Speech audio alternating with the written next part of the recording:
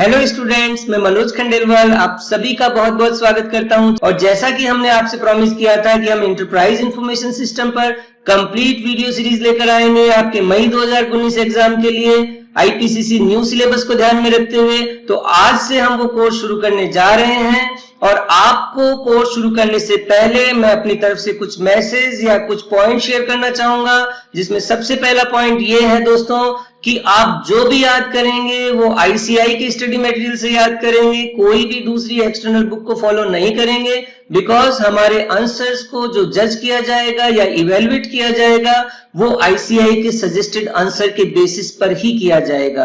तो ध्यान रखें, ये था फर्स्ट पॉइंट कि हम आईसीआई का स्टडी मटेरियल ही फॉलो करें। और दूसरा पॉइंट हमारा ये है कि ये थ्योरी सब्जेक्ट है, तो आप अपने कीवर्ड्स, डेफिनेशन, कंसेप्ट्स इनको फ्रीक्वेंटली रिवाइज करिए, मेमोराइज करिए और आप इस तरह से याद कीजिए कि आपको कंप्लीट याद नहीं करना पड़े। आप जब भी कोई डेफिनेशन देखेंगे आप देख सकते हैं, जैसे इंफॉर्मेशन सिस्टम यहाँ लिखा हुआ है तो हमने यहाँ पे दो वर्ड को अंडरलाइन किया है, एक तो है एम और एक है convert the data into information. आप इस पूरे पैराग्राफ को पढ़ सकते हैं, इसमें दो ही बातें काम की है, बाकी कोई भी बात आप याद रखने लायक नहीं है। और ये कीवर्ड्स हम देख सकते हैं कि इसको हमने जब भी आप वीडियो देखेंगे कीवर्ड्स को हमने अंडरलाइन कर रखा है, आप उसी को फोकस करिए, उसे ही याद करें, ये आपके काम को आसान बनाएगा। ठीक है, तो दूसरी बात ये थी दोस्तों। तीसरी बात मैं आपसे ये शेयर करना चाहूंगा और वो ये है कि आप जो भी डाउट्स आए उसे क्लियर करें। वीडियो को देखकर आप कमेंट बॉक्स में अपने डाउट्स पोस्ट कर सकते हैं, व्हाट्सएप के द्वारा या ईमेल के द्वारा या फेसबुक के द्वारा आप जुड़ सकते हैं। आप अपने डाउट्स पोस्ट कीजिए, हम आपको टाइमली रेस्पॉन्ड देंगे, आपके आंसर को हम प्रायोरिटी पे ध्यान रखेंगे। तो आज से दोस्तों ये कोर्स शुरू कर रहे हैं। हम पहला पॉइंट लेंगे चैप्टर 3 से। अब आप सोच रहे होंगे कि हमने चैप्टर 3 क्यों लिया, तो स्टूडेंट्स हमने चैप्टर 3 इसलिए लिया कि इस चैप्टर का नाम है इंफॉर्मेशन सिस्टम और किताब का नाम है एंटरप्राइज इंफॉर्मेशन सिस्टम। जब तक हम इंफॉर्मेशन सिस्टम के बेसिक्स को नहीं समझेंगे, एंटरप्राइज इंफॉर्मेशन सिस्टम को हम नहीं समझ सकते। तो यही बेस्ट सीक्वेंस रहेगा कि हम सबसे पहले चैप्टर 3 पढ़ें, इंफॉर्मेशन सिस्टम पढ़ें, उसके बाद में e commerce, m commerce, chapter number 4 e commerce, m commerce and emerging technologies उसको लें, चैप्टर नंबर 5, उसके बाद में कोर बैंकिंग सिस्टम को लें and then come to the chapter 1 automated business process and the second chapter onward that is finance and accounting system. So ये sequence हमें best समझ में आता है, जिसको हमने प्रैक्टिकली यूज किया है और आपके लिए यही सीक्वेंस बेस्ट रहेगा। तो दोस्तों शुरू करते हैं ये कोर्स और आपके लिए all the best, I wish you good luck और आपको ये अच्छे नंबर दिलवाए। तो शुरू करते हैं हम यहां से। ओके, तो देखिए दोस्तों, सबसे पहले हमने पॉइंट लिया है DIKW। तो DIKW हम किसे कहेंगे, तो देखिए DIKW एक फेमस एक्रोनिम है जो कंप्यूटर टर्मिनोलॉजी में बहुत ज्यादा यूज होता है, data, information, knowledge and wisdom. तो हमारा देखिए ऑर्गेनाइजेशन में डिफरेंट लेवल्स होते हैं। आप सब ये बात अच्छी तरह जानते हैं कि एक पिरामिड स्ट्रक्चर होता है जिसके अंदर अलग अलग लेवल होते हैं। इस अलग अलग लेवल के अंदर आप जैसे कि देख सकते हो कि सबसे पहले ऑपरेशनल लेवल होता है, नीचे ही नीचे स्टूडेंट्स ऑपरेशनल लेवल होता है। डेली बिजनेस ऑपरेशन चलते हैं, ट्रांजैक्शन चलते हैं, सेल्स, परचेज, इन्वेंट्री एटसेट्रा, वो लोग डेटा से कंसर्न होते हैं। तो उन लोगों को डेली रूटीन में जो डेटा काम आता है like unit price, item code, manufacturing date, batch number etcetera, तो वो लोग डेटा से कंसर्न होते हैं और यही यहाँ पर मोस्टली डेटा पे वर्क चलता है। सेकंड जो लेवल होता है आप उसको बोल सकते हो, यहाँ पर नॉलेज बिल्ड होती है। ध्यान रखें, मैंने कहा नॉलेज बिल्ड होती है, ये नॉलेज लेवल कहलाता है। यहां पर इंफॉर्मेशन जो है हम बोल सकते हैं कि इंफॉर्मेशन पे काम ज्यादा होता है, डेटा से इंफॉर्मेशन बनती है। जैसे एग्जांपल के तौर पर नीचे के लेवल पर डिफरेंट एरियाज में जो कॉस्ट इनकर हो रही है तो हम उससे कॉस्ट स्टेटमेंट बना सकते हैं। जैसे कि अलग अलग सोर्सेज से हमने एक कंसोलिडेटेड कॉस्ट स्टेटमेंट बनाया, तो ये काम कहां होगा, यहां पर। ओके, थर्ड लेवल जो हमने बोला कि यहां वाला लेवल जो है ये मैनेजमेंट लेवल कह सकते हो आप इसको, this is called management level. Management level पे जो वर्ड चलता है वो नॉलेज होता है। नॉलेज मतलब कि इनको ये पता होता है कि जैसे आपने कहा कॉस्ट स्टेटमेंट, क्या वो कॉस्ट ज्यादा है कि कम है, किस एरिया में इंप्रूवमेंट कर सकते हैं, कॉस्ट को कैसे कंट्रोल कर सकते हैं, ये वो सब चीजें जानते हैं। तो knowledge level is more advance level, और उसके ऊपर का जो लेवल है आप बोल सकते हो that is called wisdom level. So wisdom level means it is the pinnacle of the pyramid, मतलब top of the pyramid। Corporate में सबसे top officer, CEO, chief executive officers, ये लोग यहाँ पे बैठते हैं। और आप जानते हो विजडम का मतलब क्या है?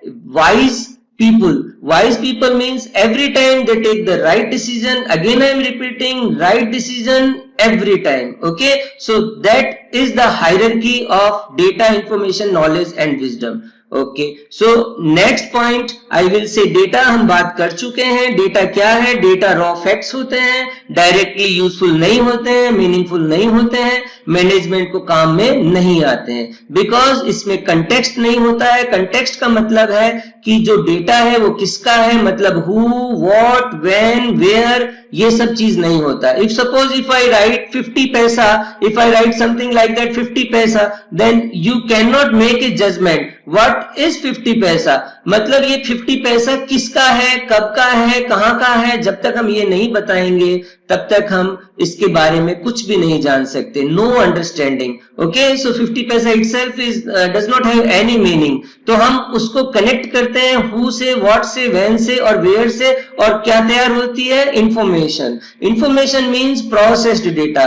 When we give context to data, जब हम डेटा को कंटेक्स्ट प्रदान करते हैं, संदर्भ प्रदान करते हैं, किसका डेटा है, कहां का है, कब का है, तब वो ज्यादा यूजफुल होता है, ज्यादा मीनिंगफुल होता है और मैनेजमेंट बेटर डिसीजन लेने में सक्षम होता है। तो सेकंड स्टेज इंफॉर्मेशन, और थर्ड नॉलेज और विजडम के बारे में मैंने आपको अभी बताया था। तो डेटा और इंफॉर्मेशन में आप फर्क समझ गए होंगे। अब हम चलेंगे इंफॉर्मेशन के नेक्स्ट पॉइंट, सिस्टम पर। सिस्टम किसे कहेंगे?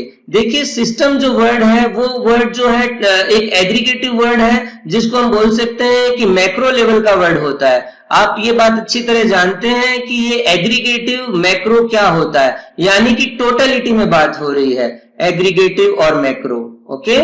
So like when I say computer system includes many components, many things inside, hardware, software, data, etc. Okay, so it is a larger level word, you can say macro level word. So system is group। अब देखिए यहाँ पे group लिखा हुआ है, group बोलिए, collection बोलिए, set बोलिए, ये तीनों इंटरचेंजेबल वर्ड है। इसीलिए हम बोलते हैं कि इन वर्ड्स को याद करने की कोई जरूरत नहीं है, जो भी बेटर आपको वर्ड लगता है वो वहां रिप्लेस कर सकते हैं। आप कीवर्ड पे ध्यान दीजिए। सिस्टम में मैनी कंपोनेंट्स, जैसे सबसे कॉम्प्लेक्स जो सिस्टम हम बोलते हैं, human body is the most complex system, okay. So human body में क्या क्या आ गया? नर्वस सिस्टम आ गया, रेस्पिरेटरी सिस्टम आ गया, आपका डाइजेस्टिव सिस्टम आ गया, तो ये जो एटसेट्रा मैनी अदर सब सिस्टम्स ऑल्सो।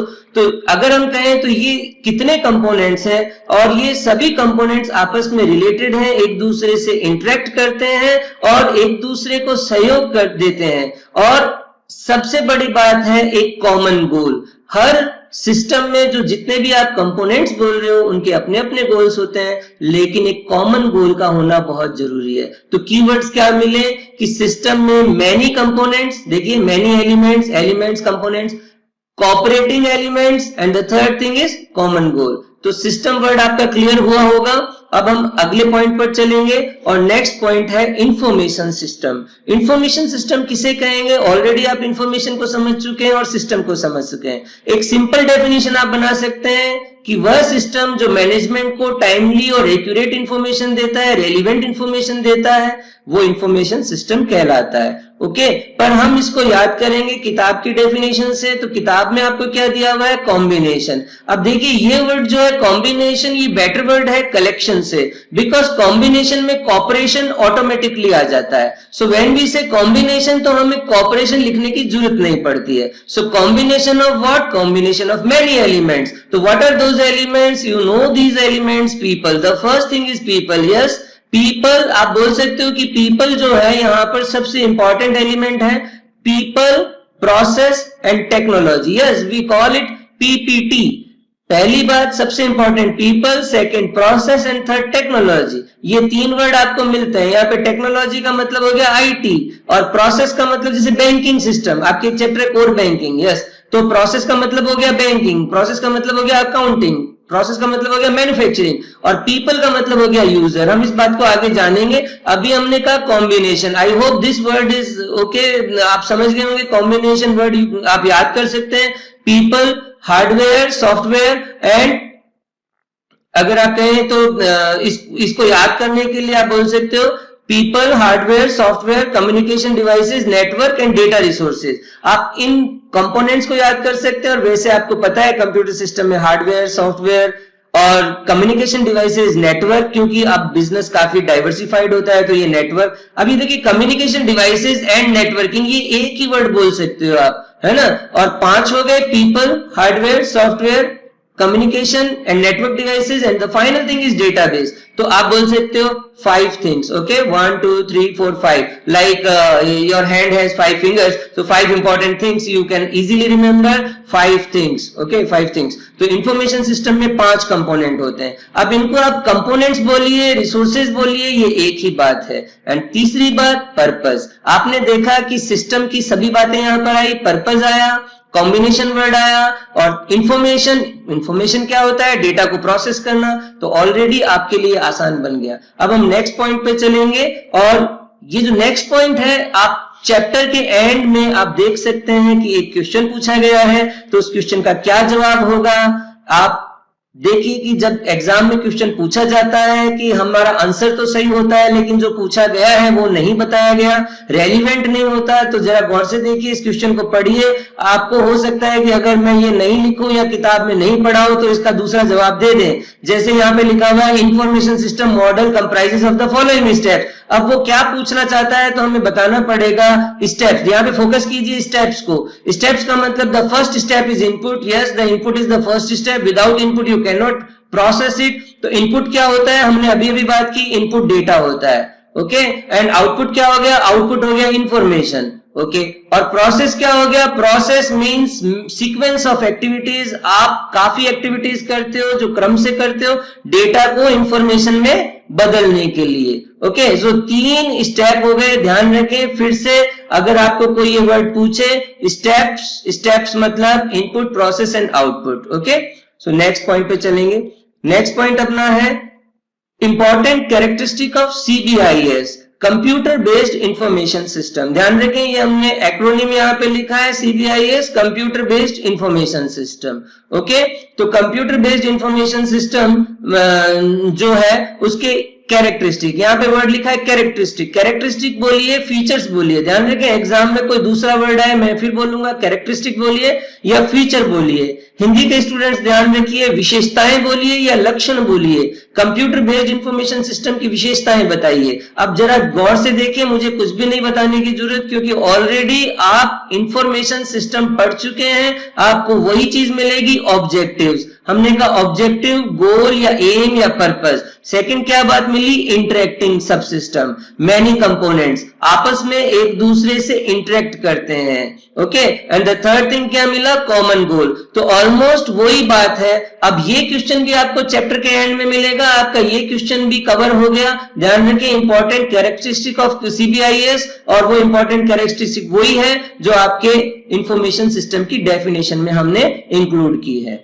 नेक्स्ट पॉइंट हमारा है component of information system. Component of information system में आप देख सकते हैं कि हमने कौन से कंपोनेंट लिए हैं। अभी थोड़ी देर पहले इंफॉर्मेशन सिस्टम की डेफिनेशन में हमने वही बात बोली थी, combination of people, hardware, software, data, network and communication system with some specific purpose. तो ऑलरेडी ये हमारा याद किया हुआ है। कंपोनेंट ऑफ इंफॉर्मेशन सिस्टम आपको मैंने बोला 1 2 3 4 5। ध्यान दीजिए, people, hardware, software, data and network. Network बोल दीजिए, सिंपली नेटवर्क बोल दीजिए, ओके। तो हम आगे चलते हैं और सबसे पहले देखेंगे कि पीपल यहाँ पे किसे कहा गया है। देखिए पीपल सबसे इंपॉर्टेंट, अपना पीपल मोस्ट इंपॉर्टेंट कंपोनेंट होता है, क्योंकि जो भी सिस्टम का जो उद्देश्य है वो अल्टीमेटली पीपल की नीड को सेटिस्फाई करना है। तो पीपल कौन है, पीपल यूजर्स है। अब यूजर्स कौन हुए, users individuals, all those personals, all those human beings who are involved, who deals with the system, who interacts with the system, जिन्होंने सिस्टम को डिजाइन किया है, जिन्होंने सिस्टम को डेवलप किया है, जो सिस्टम को मेंटेन करते हैं, जो सिस्टम को यूज करते हैं, यूजर्स जो सिस्टम को यूज करते हैं. So that is the meaning of people here. The next point is computer system. So computer system again ये वर्ड मैक्रो लेवल का है. कंप्यूटर सिस्टम का आप फर्दर डिवाइड कर सकते हो हार्डवेयर और software, means combination of hardware and software. हम इससे आगे बढ़ते हैं और अब देखेंगे हार्डवेयर किसे कहेंगे. देखिए हार्डवेयर का मतलब something is hard. Okay, so hard का मतलब हो गया फिजिकल. हार्ड मतलब फिजिकल. फिजिकल यहाँ वर्ड देखिए टेंजिबल. Okay, physical tangible. तो टेंजिबल किसे कहेंगे? टेंजिबल हम बोलेंगे जिसको हम छू सकते हैं, देख सकते हैं, means which we can touch, we can feel, we can see, उसे हम टेंजिबल पार्ट बोलेंगे. Okay, hardware is okay. तो नेक्स्ट पॉइंट पे चलेंगे. जैसे आपने हार्डवेयर में बोला computer, keyboard, hard disk, monitor etcetera. Okay, next point is this. Hardware को हमने फर्दर बोला इनपुट डिवाइस. देखो सबसे पहले आपने बोला इनपुट डिवाइस. इनपुट डिवाइस का मतलब जैसे कि मैं यहाँ पर आपसे बात कर रहा हूं तो वॉइस डेटा जो है वो माइक्रोफोन के जरिए आ रहा है, और आप देख सकते हो इमेज डेटा वेबकैम के जरिए आ रहा है, और मैं कुछ पॉइंटिंग डिवाइस को भी यूज कर रहा हूं जिसको आप माउस बोल सकते हो, या अदर पॉइंटिंग डिवाइसेस भी हो सकते हैं, टच पैड एटसेट्रा. तो इनपुट डिवाइसेस क्या हुए? इनपुट डिवाइसेस आप बोल सकते हो जिसके द्वारा हम सिस्टम से इंटरेक्ट करते हैं. तो interact with the system. Okay, next point is processing device. Processing device में मैं आपको बोलूंगा ये देखिए सीपीयू. आप सब ये वर्ड बहुत अच्छी तरह जानते हैं. आप जिस युग में हैं, मोबाइल को यूज करते हैं, सब में सीपीयू होता है, central processing unit. Okay, so it is the brain of the computer, main part होता है, इसे ही हम कंप्यूटर बोलते हैं. आपने इंटेल वर्ड सुना होगा. इंटेल सीपीयू बनाने वाली कंपनी है, और इंटेल का मतलब है intelligent. Okay, so intelligent brain से रिलेटेड वर्ड है. सो processing device. So you, I hope you understand this word. ये जो प्रोसेस सीपीयू होता है, जो भी डेटा और इंस्ट्रक्शन जो भी यहाँ पे एग्जीक्यूट होना है वो सब सीपीयू के अंदर ही होता है, यानी इंटरप्रेट्स एंड एग्जीक्यूट्स. यहीं पर ही सारे इंस्ट्रक्शन, सारे प्रोग्राम जो है यहीं पे ही एग्जीक्यूट होते हैं. हम नेक्स्ट पॉइंट पे चलेंगे. नेक्स्ट पॉइंट देखिए, सीपीयू के पार्ट आ रहे हैं. सीपीयू के कौन कौन से पार्ट हुए? सीपीयू के 3 पार्ट होते हैं. पहला पार्ट देखिए, पहला पार्ट आपको मिलेगा, the first part is control unit. Okay, control unit. Control unit का मतलब हो गया controls the flow of data and instruction. आप देखिए ये कीवर्ड को याद कीजिए और ये कंट्रोल वर्ड को देखिए. कंट्रोल वर्ड का मतलब यहां देखिए कंट्रोल वर्ड, और कंट्रोल. कंट्रोल किसको कर रहा है? Flow of data. आपको पता है कि ये बात आप अच्छी तरह जानते हैं कि हम सीपीयू, ओके, सीपीयू से मेमोरी, अगर हम कहें कि ये हमारा रैम है, रैम प्राइमरी मेमोरी जिसको आप अच्छी तरह जानते हैं, तो जो भी डेटा सीपीयू लेता है वो रैम से लेता है. ओके, जो भी डेटा आएगा वो रैम से आएगा. तो यहां से डेटा आएगा भी और यहां से डेटा जाएगा भी. तो इस डेटा के फ्लो को कौन कंट्रोल करेगा? वो कंट्रोल यूनिट करेगा. तो again you remember, controls the flow of data and instruction. Now the second point is ALU. ALU is arithmetic and logical unit. अब arithmetic में arithmetic operators आ गए, addition, subtraction, multiplication and division. These are called arithmetic operation. इसको हम बोल सकते हैं computation. सारा calculation arithmetic. And second part है logical comparison. Logical comparison का मतलब है this less than, equal to, greater than. देखिए कोई भी चीज जिसका जवाब हम यस और नो में देते हैं, ट्रू और फॉल्स में देते हैं, उनको हम लॉजिकल ऑपरेटर्स बोलते हैं. Like less than, equal to. ये कोई कंप्यूटेशन या कैलकुलेशन नहीं करते, ये कंपेयर करते हैं, दो नंबर्स को कंपेयर करते हैं और इसका आंसर या तो ट्रू या फॉल्स या यस और नो में होता है. Okay, so I hope you understand this. So अब हम आगे चलेंगे. And next point is register. Register देखिए स्मॉल मेमोरी स्पेस होता है. जो फास्टेस्ट मेमोरी होती है कंप्यूटर में वो रजिस्टर ही होती है, इनसाइड सीपीयू होती है, क्योंकि रजिस्टर में जो ट्रांजिस्टर्स का इस्तेमाल होता है, मैं एक टेक्निकल वर्ड इस्तेमाल कर दिया यहाँ पे, ट्रांजिस्टर्स का इस्तेमाल होता है वो बहुत कॉस्टली होता है, इसीलिए हम इसको ज्यादा बियर नहीं कर सकते, बहुत स्मॉल मेमोरी होती है। तो register is very high speed memory, okay, but very small in size, usually in 32 bits और 64 बिट्स। आपने सुना होगा कि प्रोसेसर कितना है, बोले 64 bits. Nowadays people use 64 bits processor, okay. So register, तीन बातें हो गई यहाँ पर, control unit, ALU and register. तो आपने अभी क्या पढ़ा इस स्लाइड के अंदर? हार्डवेयर में आपने सबसे पहले इनपुट डिवाइस को पढ़ा, प्रोसेसिंग डिवाइस को पढ़ा। अब हम नेक्स्ट चलते हैं और स्टोरेज डिवाइसेस की ओर देखते हैं। स्टोरेज डिवाइस में हमने, स्टोरेज डिवाइस मतलब मेमोरी, स्टोरेज आप बोल सकते हो कि स्टोरेज का मतलब हमारा मेमोरी से है। तो मेमोरी कौन कौन सी होती है कंप्यूटर में? तो हम सबसे पहले देखते हैं कि हमारे, देखिए, various type of memories are as follows. सबसे पहले हमने बोला internal memory, okay. Internal memory का मतलब जो भी मेमोरी सीपीयू के अंदर होती है विद इन सीपीयू, हमने यहाँ पे बोला इंटरनल। इंटरनल का मतलब है something with in CPU, CPU के अंदर जो मेमोरी पाई जाती है वो इंटरनल मेमोरी। अब एक तो हो गया रजिस्टर और एक हो गया cache memory. Either you pronounced as cache और कैश, एक ही बात है, कैश मेमोरी। तो ये कैश क्या होता है? जो आप पॉकेट में रखते हैं, जो फ्रीक्वेंटली यूज आता है। ध्यान रखें, पॉकेट में जो रखा मनी है वो फ्रीक्वेंटली यूज आता है और डेली प्रोसेसिंग में काम। आप बार बार घर तो नहीं आते, अगर मान लो आप मार्केट गए हैं या ऑफिस गए हैं या दिन में कहीं भी काम कर रहे हैं, तो जो फ्रीक्वेंटली यूज करेंसी है, जो कैश है, वो आप पॉकेट में रखते हैं, बस उसे ही कैश मेमोरी के तरीके से समझ सकते हो। हम इस कैश मेमोरी को यहाँ पर देखते हैं। देखिए कैश मेमोरी की डेफिनेशन क्या आती है। रजिस्टर हम ऑलरेडी पढ़ चुके हैं। कैश मेमोरी जो है, आप देखिए कीवर्ड देखिए, मैंने आपको अभी कहा था कि जो सीपीयू है वो बहुत फास्ट होता है, और एक हो गया रैम। अब यहां पर सीपीयू जो कि जिसकी स्पीड बहुत हाई होती है और रैम की स्पीड बहुत स्लो होती है, there is a huge speed difference, बहुत ज्यादा गैप होता है डे एंड नाइट का। अगर हम बोले कि सीपीयू बार बार रैम से डेटा लाएगा तो सीपीयू की परफॉर्मेंस इफेक्ट होएगी, उसका थ्रूपुट कम होएगा। अगर हम कहें तो उसकी स्पीड स्लो हो जाएगी। तो हमने इन दोनों के बीच में जो बार बार डेटा का आदान प्रदान है उसको देखते हुए जो फ्रीक्वेंटली डेटा काम में आता है, तो हमारे को एक कंसेप्ट काम में आया, वो है कैश।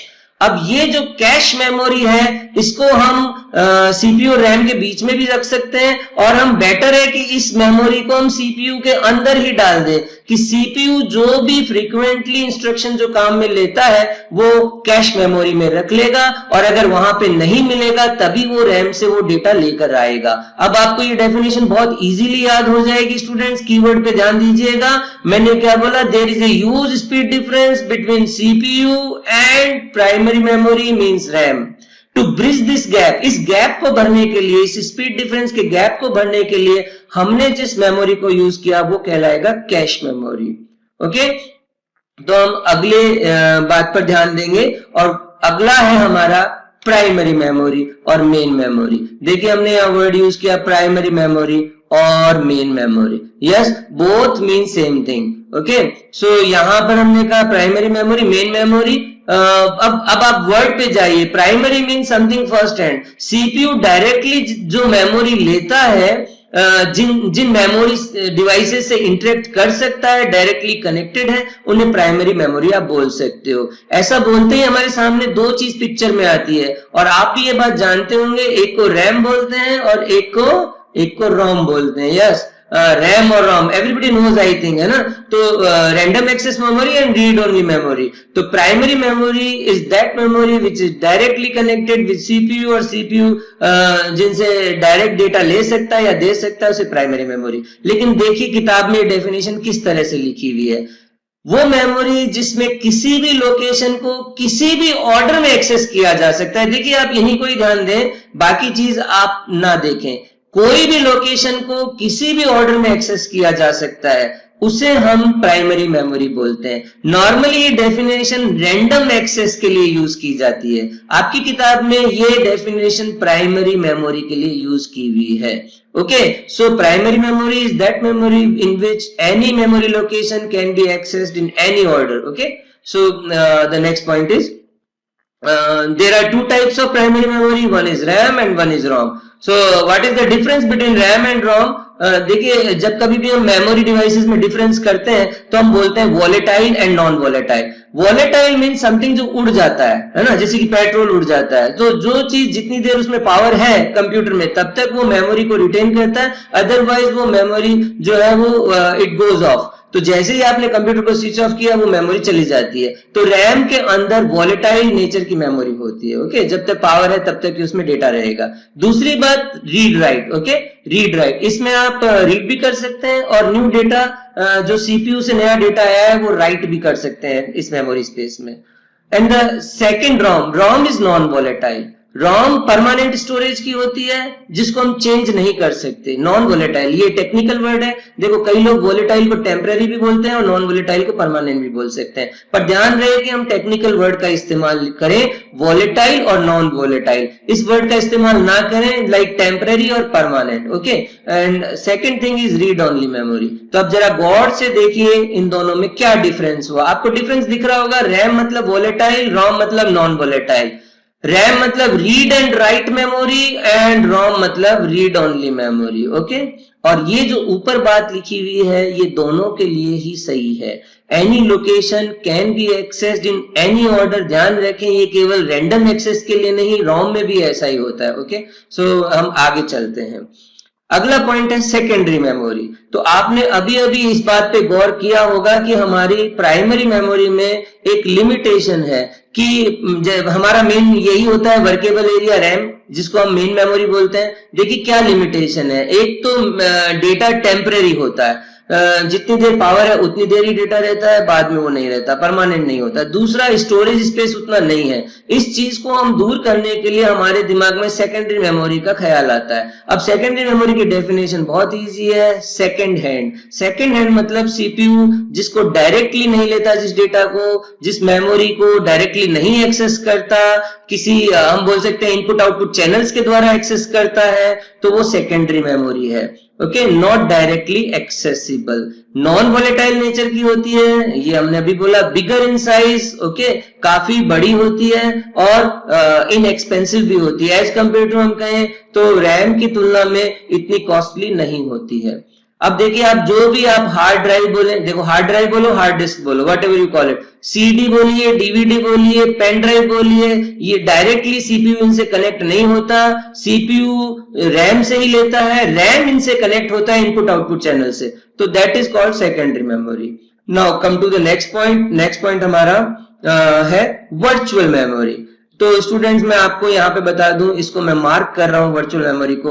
दो मेमोरी को पूरी तरह ध्यान रखना, एक तो है कैश मेमोरी। यहाँ पे सब चीज इतने इंपॉर्टेंट नहीं है, फोकस कीजिएगा, फिर बोलूंगा। एक कैश मेमोरी और एक वर्चुअल मेमोरी, इन दो के कंसेप्ट आपको अच्छी तरह ध्यान रखने हैं और हमें उन्हें फोकस करना है। Now what is virtual memory? देखिए वर्ड पे जाइए, virtual. Virtual mean something not physical, जो इमेजिनरी मेमोरी हो गई, जो एक काल्पनिक मेमोरी हो गई, आभासी मेमोरी आप बोल दो। हिंदी मीडियम डोंट अफ्रेड, आप इसमें टेक्निकल वर्ड्स इंग्लिश में लिख सकते हो, क्योंकि इस एग्जाम में पेपर पे इंस्ट्रक्शन होता है कि ये हिंदी के स्टूडेंट टेक्निकल वर्ड्स को इंग्लिश में लिख सकते हैं। सो इमेजिनरी मेमोरी तो आप वैसे ही बोल सकते हो, काल्पनिक मेमोरी। अब जब कोई मेमोरी है ही नहीं तो फिर हम इसको क्या बोलेंगे? Yes, it is not a physical thing, ये एक टेक्निक है। आप देखिए ये एक टेक्निक है। जब रैम शॉर्ट हो जाती है, यानी प्राइमरी मेमोरी कम पड़ जाती है, तो उसको सपोर्ट किया जाता है। यानी रैम को कौन सपोर्ट कर सकता है आप बताओ? बिल्कुल hard disk, secondary storage support करेगा। लेकिन अब बात आती है कि अगर मान लो ये पूरी तरह से भर चुकी है तो फिर होगा क्या? देखिए यहां पे से कुछ चीज यहां पे डाल दी जाए और जो नई चीज आपको यहां चाहिए वो यहां ले आई जाए। अब ये काम कौन कर सकता है? ये काम तो ऑपरेटिंग सिस्टम कर सकता है। यस, तो हम बोल सकते हैं कि यहाँ पे हार्ड डिस्क इन्वॉल्व है। ओके, यहाँ पे ऑपरेटिंग सिस्टम यानी कि सॉफ्टवेयर भी इन्वॉल्व है। तो ये हार्डवेयर सॉफ्टवेयर कंसेप्ट है। तो वर्चुअल मेमोरी क्या हुआ? Virtual memory is a logical extension of primary memory. Logical, I am saying logical, it is not a physical memory. Okay, so logical extension. अब आप देखिए याद करना है, मैंने आपको समझा दिया। तो याद करने में देखिए कीवर्ड इमेजिनरी मेमोरी है, supported by operating system and secondary storage. I hope आपको याद हो जाएगा दोस्तों, और जैसे जैसे हम आगे बढ़ेंगे आप मेरी बात बेहतर समझ पाएंगे। और अगर आपको कुछ चीज लगती है आप जरूर पूछना। अब नेक्स्ट पॉइंट पर चलते हैं। तो नेक्स्ट पॉइंट हमारे लिए है आउटपुट डिवाइसेस। आउटपुट डिवाइसेस से हमारा क्या मतलब है? आउटपुट डिवाइसेस सिस्टम रेस्पॉन्ड करता है, प्रोसेस करने के बाद में जो भी प्रोसेस इंफॉर्मेशन है सिस्टम कहां भेजेगा? या तो देखो प्रिंटर की तरफ भेज देगा या मॉनिटर की तरफ भेज देगा। तो सिस्टम उसको रेस्पॉन्ड करेगा। आउटपुट डिवाइसेस, आउटपुट टेक्सचुअल हो सकता है, बिल्कुल जैसे कि आप देख रहे हैं ये वर्ड्स लिखे हुए हैं मॉनिटर पर आपके अपीयर हो रहे हैं। ग्राफिकल हो सकता है, it can be something like graph, and also audio हो सकता है, आप मेरी आवाज सुन पा रहे हैं, वीडियो भी देख पा रहे हैं। तो ये मॉनिटर्स के जरिए, स्पीकर्स के जरिए, बहुत ही सिंपल पॉइंट है, आई होप इसको एक्सप्लेन करने की जरूरत नहीं है ना? You understand. The next point is software part. So what is software? तो देखिए सॉफ्टवेयर, हम सॉफ्टवेयर बोलते हैं सेट ऑफ इंस्ट्रक्शन। सॉफ्टवेयर होता है which makes hardware to function. Hardware किस तरह से काम करेगा? इंस्ट्रक्शन दिए जाएंगे हार्डवेयर को और वो प्रोग्राम बोल सकते हो। ओके, इंटेंजिबल पार्ट, हमारा यहाँ क्या लिखा हुआ है? Intangible part means something which we can not see, we can not touch. Okay, so software, तो क्या डेफिनेशन है? बहुत simple, software is program set of instruction which make hardware to function. आप याद कर सकते हैं ये बात, हार्डवेयर व्हाट टू डू, तो ये बात हुई सॉफ्टवेयर साइड में। अब अगला पॉइंट है software can be broadly divided into two categories. Yes, software दो प्रकार के होते हैं। कौन कौन से दो प्रकार के? वो एक तो ऑपरेटिंग सिस्टम आपने बोला है, ऑपरेटिंग सिस्टम, और दूसरा एप्लीकेशन सॉफ्टवेयर। ओके, जैसे आपने सब जानते हो विंडोज, ऑपरेटिंग सिस्टम मतलब विंडोज, है ना? और जैसे आप टैली जानते हो, टैली, यस, अकाउंटिंग सॉफ्टवेयर। तो ये टैली तो हो गया एप्लीकेशन सॉफ्टवेयर और विंडोज हो गया ऑपरेटिंग सिस्टम। तो हमारा दो तरह का सॉफ्टवेयर होता है। First operating system software. Operating system software जो है उसमें हमने क्या पढ़ना है? ऑपरेटिंग सिस्टम सॉफ्टवेयर की डेफिनेशन। अब देखिए ऑपरेटिंग सिस्टम सॉफ्टवेयर की डेफिनेशन बहुत सिंपल है, manages the computer hardware, manages the computer hardware. देखिए सबसे लोअर लेवल पर क्या होता है? हार्डवेयर। ओके, सबसे लोअर लेवल पर हार्डवेयर कंप्यूटर सिस्टम में, उससे ऊपर हार्डवेयर से ऊपर, हार्डवेयर से ऊपर होता है ऑपरेटिंग सिस्टम, और ऑपरेटिंग सिस्टम से ऊपर, उससे ऊपर होता है application program. Okay, application software, application software, और उससे ऊपर आप बोल सकते हो यूजर होता है, उससे ऊपर होता है यूजर। तो यूजर किसको बोलेगा? अपना टास्क किसको देगा? एप्लीकेशन सॉफ्टवेयर को। एप्लीकेशन सॉफ्टवेयर किसको देगा? ऑपरेटिंग सिस्टम को। ऑपरेटिंग सिस्टम जो है वो हार्डवेयर से काम करवाएगा। ध्यान रखें, एप्लीकेशन सॉफ्टवेयर डायरेक्टली हार्डवेयर को एक्सेस नहीं करता है, बीच में ऑपरेटिंग सिस्टम आ गया। तो आपको इसकी डेफिनेशन में क्या याद हुआ? इंटरफेस। क्या याद हो सकता है? इंटरफेस, यानी कि operating system acts as interface between hardware and application software. और दूसरी definition, operating system controls, manages, controls बोलिए, मैनेज बोलिए, किसको? हार्डवेयर को, हार्डवेयर से काम करवाता है। अब इसका एग्जांपल आप दे सकते हो, विंडोज का कोई भी फ्लेवर बताइए, चाहे आप विंडोज 7, विंडोज 8 या विंडोज 10, व्हाटएवर यू से। ये आप ऑपरेटिंग सिस्टम कम देखते हो क्योंकि नेटवर्क ऑपरेटिंग सिस्टम होते हैं, लार्जर लेवल पे यूज होते हैं, तो आप विंडोज का एग्जांपल दे सकते हो। द नेक्स्ट पॉइंट इज, ये देखिए ये बहुत ही इंपॉर्टेंट क्वेश्चन है, आपको एग्जाम के लिए ध्यान रखना है। ऑपरेटिंग सिस्टम के क्या कार्य हो सकते हैं? ऑपरेटिंग सिस्टम के प्रमुख कार्य जब एग्जाम में पूछे तो आप उसको किस तरह से याद करेंगे? देखिए ऑपरेटिंग सिस्टम के प्रमुख कार्य हम यहाँ पे बता रहे हैं। सबसे पहला है हार्डवेयर से काम करवाना, ये बात तो डेफिनेशन में ही आ गई थी। सेकंड बात आप देखते हो कि हार्डवेयर इंडिपेंडेंस। ये हार्डवेयर इंडिपेंडेंस क्या होता है? हार्डवेयर इंडिपेंडेंस का मतलब है एप्लीकेशन प्रोग्रामर को ये फ्रीडम देना कि आप machine, low level machine details की जानकारी की आवश्यकता नहीं है, मशीन डिजाइनिंग की आवश्यकता नहीं है, आप एप्लीकेशन प्रोग्राम बना सकते हो। Operating system will take care of the machine. Okay, so application programmer को एक फ्रीडम देता है कि आपको हार्डवेयर की डिटेल्स की आवश्यकता नहीं है। Okay, the third point is user interface प्रदान करना। आपको पता है कोई भी ऑपरेटिंग सिस्टम यूजर को इजी एनवायरनमेंट देता है जिससे वो सिस्टम से इंटरेक्ट कर सकता है। जैसे कि आजकल के सिस्टम वॉइस कमांड भी लेते हैं, यानी हमें कुछ भी टाइप नहीं करना पड़ता है। तो आप समझ लें कि किस तरह से ऑपरेटिंग सिस्टम यूजर फ्रेंडली होता जा रहा है। द नेक्स्ट पॉइंट इज, आजकल जो ऑपरेटिंग सिस्टम होते हैं वो नेटवर्क कैपेबिलिटी वाले होते हैं, मल्टी यूजर होते हैं, वो यूजर भी दूर दूर होते हैं, डाइवर्स एरिया में फैले हुए होते हैं, तो नेटवर्किंग कैपेबिलिटी भी होती है। The next point is task management. अभी देखिए मल्टीटास्किंग, अभी एक कंप्यूटर पर आप वर्ड फाइल ओपन कर सकते हो, या आप म्यूजिक फाइल बैकग्राउंड में प्ले कर सकते हो, प्रिंट कमांड भी दे सकते हो, इंटरनेट से डेटा भी डाउनलोड हो रहा है, पेन ड्राइव से डेटा अपलोड भी हो रहा है। तो ये सब जो काम है एक साथ करता है, प्रोसेसर बहुत पावरफुल होता है, लेकिन इन टास्क को कैसे मैनेज करना है, क्योंकि रिसोर्सेज लिमिटेड है, इन टास्क को किस तरह से हम वो ऑपरेटिंग सिस्टम कैसे कैरी आउट करेगा, प्रायोरिटी कौन सी होगी, कौन सा काम पहले करें सेकंड करें, तो ये काम भी ऑपरेटिंग सिस्टम देखता है। And then comes memory management, memory को मैनेज करेगा। ऑलरेडी हम बोल सकते हैं कि हार्डवेयर रिसोर्स मैनेजमेंट तो करता ही है। Then comes file management, yes. And then हम यहां पर आप देखिए, आपके लिए आसान पहला point, okay, performing hardware function या make hardware function. Second point, okay, hardware independence, programmer को हार्डवेयर इंडिपेंडेंस देता है। Third point, user interface, easy environment प्रदान करता है। चौथा है networking capability, and the fifth is task management. Then sixth is memory management, and sixth is, देखिए management वाले सारे पॉइंट हमने इधर लिखे हैं, आप देख सकते हो। और हार्डवेयर से रिलेटेड पॉइंट तो याद करने में आसान हो सकता है, हमने किताब के सीक्वेंस को थोड़ा चेंज किया है। ओके, नेक्स्ट पॉइंट पे ध्यान देना। नेक्स्ट पॉइंट है एप्लीकेशन सॉफ्टवेयर। एप्लीकेशन सॉफ्टवेयर क्या होता है, देखिए जैसे एंड यूजर, जो भी एंड यूजर होता है, जो एंड यूजर कौन होता है, like chartered accountant, engineer, student, whatever, suppose करो कि कोई डॉक्टर, इन लोगों का अपना अपना रियल लाइफ प्रॉब्लम होता है, तो उनकी एग्जैक्ट प्रॉब्लम को सॉल्व करता है। सपोज मुझे कैलकुलेशन करनी है, तो कैलकुलेटर क्या हुआ, एप्लीकेशन सॉफ्टवेयर। सपोज कि किसी को टोल ब्रिज कलेक्शन वाले को टोल ब्रिज में टोल कलेक्ट करना है, तो उसके लिए वही एप्लीकेशन सॉफ्टवेयर हो गया।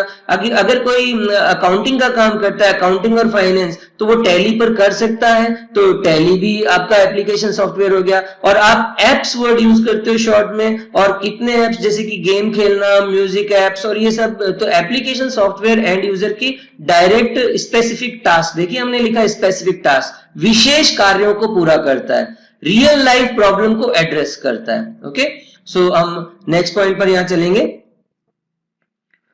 Different type of application software, कौन कौन से एप्लीकेशन सॉफ्टवेयर होते हैं, तो ये क्वेश्चन भी एग्जाम में पूछा हुआ है। आप देखिए, हम उसको याद करेंगे। सबसे पहला पॉइंट आता है एमएस ऑफिस, हमने यहां लिखा हुआ है एप्लीकेशन सूट। एप्लीकेशन सूट का मतलब होता है बंडल सॉफ्टवेयर। बंडल सॉफ्टवेयर का मतलब काफी सॉफ्टवेयर इंटीग्रेटेड एक बंडल के रूप में आते हैं। एमएस ऑफिस एक बहुत अच्छा एग्जांपल है, जिसमें एमएस वर्ड होता है, एमएस एक्सेल होता है, या एमएस पावर पॉइंट बोल सकते हो, आउटलुक एक्सप्लोरर बोल सकते हो, outlook express, internet explorer etcetera, paint brush. तो एमएस ऑफिस जो है आप एप्लीकेशन सूट बोलते हैं। मेन जो एप्लीकेशन सूट का बेनिफिट होता है कि इसमें हम इंपोर्ट एक्सपोर्ट, एक एप्लीकेशन से दूसरे एप्लीकेशन में डेटा इजीली इंपोर्ट एक्सपोर्ट होता है, ये इंटरेक्ट कर सकते हैं। तो याद रखें, पहला एप्लीकेशन सूट। दूसरा आप इंटरप्राइज रिसोर्स सॉफ्टवेयर, जैसे इंटरप्राइज सॉफ्टवेयर में ईआरपी बहुत फेमस है। एक इंटरप्राइज वर्ड होता है, ये लार्ज ऑर्गेनाइजेशन के लिए यूज होता है, जिसके पास खूब इन्वेंट्री होती है, और उस इन्वेंट्री को एफिशिएंटली या ऑप्टिमाइज तरीके से यूज करना है, तो किस तरह से बेस्ट यूज करें, तो ईआरपी यूज किया जाता है, ये हमारा आगे भी आएगा। थर्ड पॉइंट है इंफ्रास्ट्रक्चर सॉफ्टवेयर। इंफ्रास्ट्रक्चर सॉफ्टवेयर में जैसे बहुत सारे सॉफ्टवेयर हमें चाहिए, ईमेल सॉफ्टवेयर मैनेज करने के लिए, कंपनी के ईमेल्स को मैनेज करने के लिए, सिक्योरिटी को मैनेज करने के लिए, इतने सर्वर्स हैं, हमारे प्रोग्राम्स हैं, हमारे डेटा है, तो हमारे को सिक्योरिटी सॉफ्टवेयर भी चाहिएगा, जैसे आपके कंप्यूटर पे भी एंटीवायरस लगा होगा।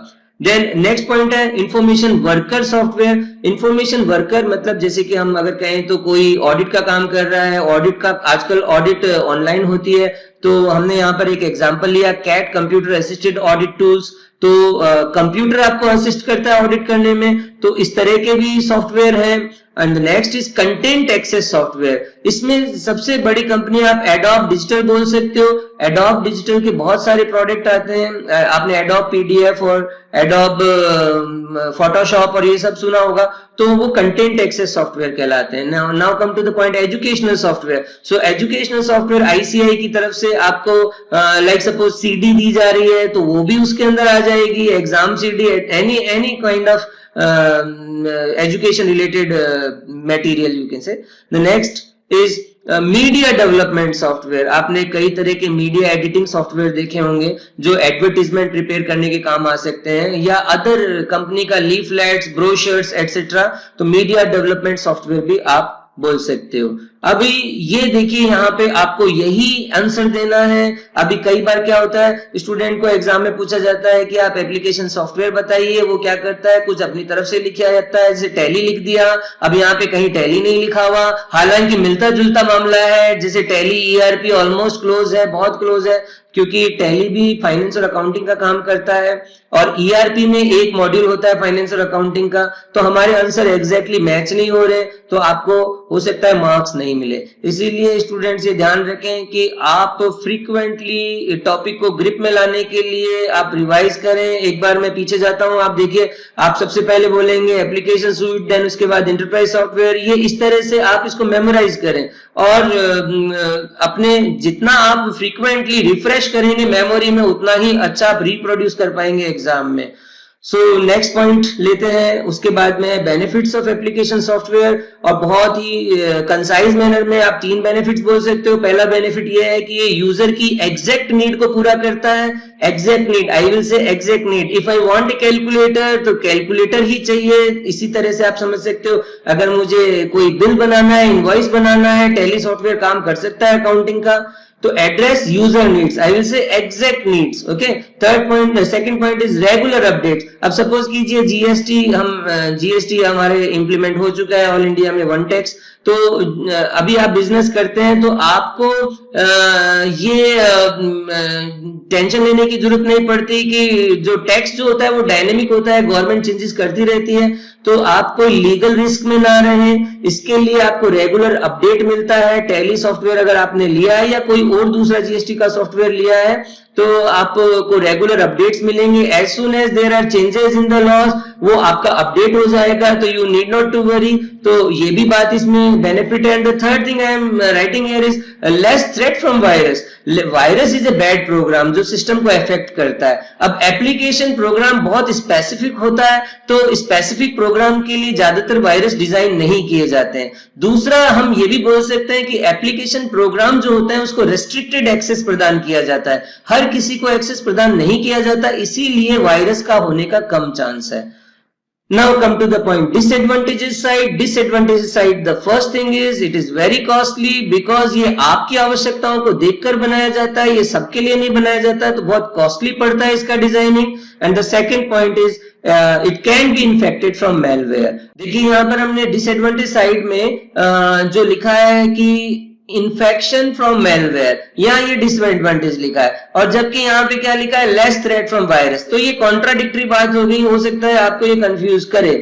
तो लेस थ्रेट फ्रॉम वायरस हमारा कहने का मतलब ये था कि एप्लीकेशन सॉफ्टवेयर को लिमिटेड एक्सेस प्रदान किया जाता है। अब हमने कहा इन्फेक्शन फ्रॉम मेलवेयर, यस, अगर आपने बहुत सारे यूजर्स को शेयर किया है और आपने रेस्ट्रिक्टेड एक्सेस नहीं किया, प्रॉपर सिक्योरिटी नहीं ली, पासवर्ड्स नहीं लिए, तो हो सकता है कि आपके सॉफ्टवेयर को कोई एडवर्सरी अफेक्ट करे और वो मैलिशियस सॉफ्टवेयर के द्वारा आपके एप्लीकेशन सॉफ्टवेयर को करप्ट कर सकता है। तो ये बात दोनों समझ में आ गई होगी कि यहां पर हमने क्यों लिखा लिमिटेड एक्सेस के लिए, यहां पर हमने क्यों लिखा कि अगर आपने एक्सेस रेस्ट्रिक्टेड एक्सेस नहीं प्रदान किया, सिक्योरिटी नहीं रखी, तो देयर में बी चांस कि आपका एप्लीकेशन सॉफ्टवेयर करप्ट हो सकता है।